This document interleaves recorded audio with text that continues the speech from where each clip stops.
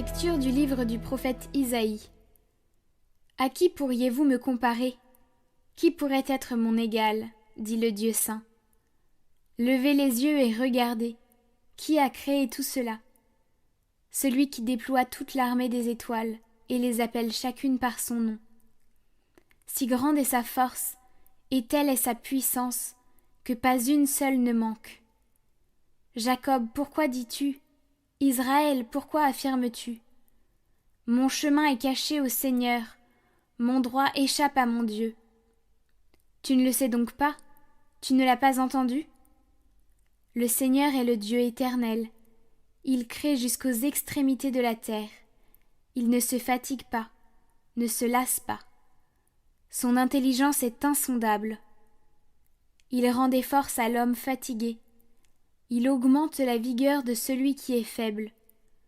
Les garçons se fatiguent, se lassent, et les jeunes gens ne cessent de trébucher. Mais ceux qui mettent leur espérance dans le Seigneur trouvent des forces nouvelles. Ils déploient comme des ailes d'aigle. Ils courent sans se lasser. Ils marchent sans se fatiguer.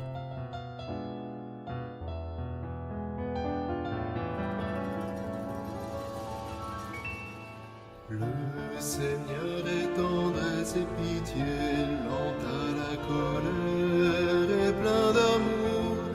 Sa justice demeure à jamais. Bénis le Seigneur, ô mon âme. Bénis le Seigneur, ô mon âme, du fond de mon être son saint nom. Bénis le Seigneur, ô mon âme, et n'oublie aucun de ses bienfaits. Il pardonne toutes tes fautes, de tes maladies, il te guérit. Par la force, il rachète ta vie. Bénis le Seigneur, ô mon âme.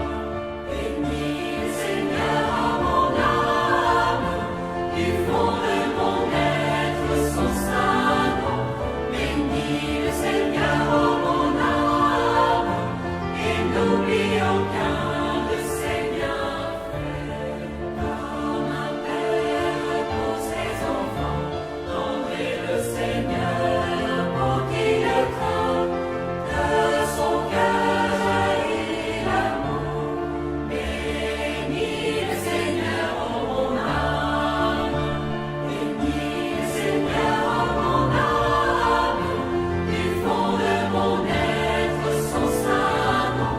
Bénis le Seigneur, ô mon âme, et n'oublie aucun de ses bienfaits. Bénis le Seigneur, ô mon âme, du fond de mon être son saint nom. Bénis le Seigneur, ô mon âme, et n'oublie aucun de ses bienfaits.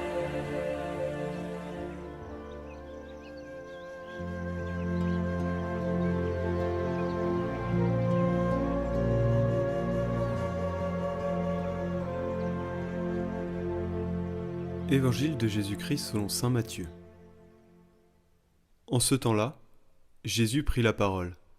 « Venez à moi, vous tous qui peinez sous le poids du fardeau, et moi, je vous procurerai le repos. Prenez sur vous mon joug, devenez mes disciples, car je suis doux et humble de cœur, et vous trouverez le repos pour votre âme. Oui, mon joug est facile à porter, et mon fardeau léger. »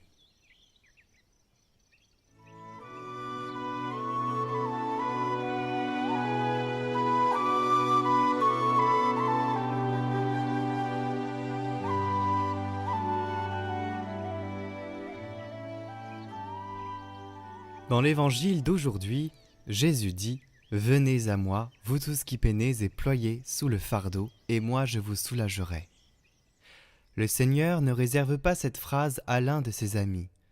Non, il l'adresse à tous. Ceux qui sont fatigués et opprimés par la vie. Aujourd'hui, il dit à chacun « Courage, ne baisse pas les bras devant les poids de la vie. Ne te ferme pas face aux peurs et aux péchés, mais viens à moi. Il nous attend toujours, non pour résoudre magiquement nos problèmes, mais pour nous rendre forts dans nos problèmes. Jésus ne nous enlève pas les poids de la vie, mais l'angoisse du cœur. Il ne nous ôte pas la croix, mais il la porte avec nous. Et avec lui, chaque poids devient léger, parce qu'il est le repos que nous cherchons. Lorsque Jésus entre dans notre vie, la paix arrive. Cette paix qui demeure même dans les épreuves, dans les souffrances. Allons à Jésus, donnons-lui notre temps, rencontrons-le chaque jour dans la prière, dans un dialogue confiant, personnel.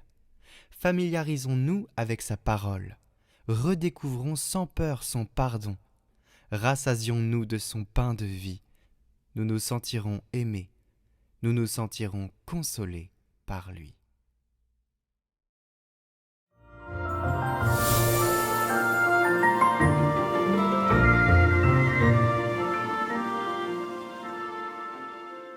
Bonjour chers amis, je suis Xavier Malle, évêque de Gap-en-Brun dans les Hautes-Alpes.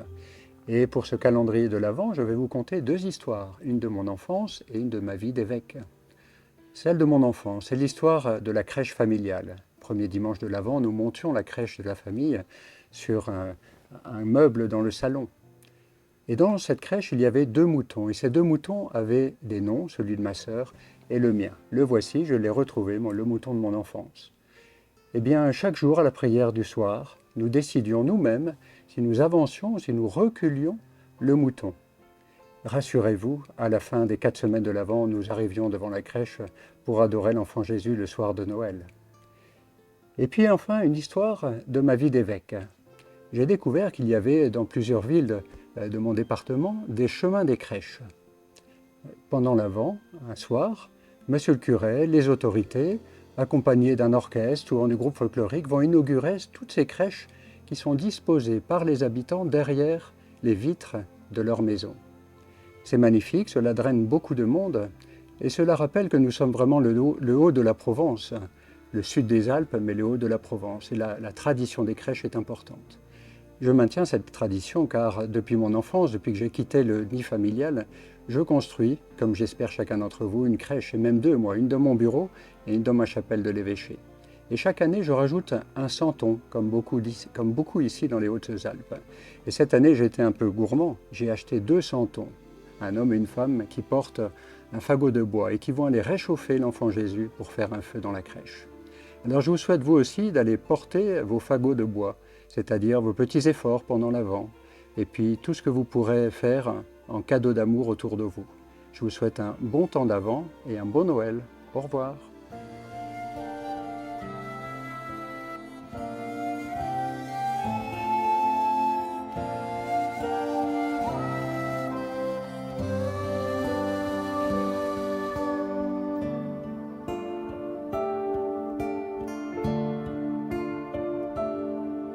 Oh, viens Seigneur Jésus Emmanuel, nous t'attendons, salut de l'Éternel. Viens régner, mets ta loi dans nos cœurs. Viens nous sauver, Jésus notre Seigneur. Chantez, louez, voici l'Emmanuel, le roi sauveur promis à Israël.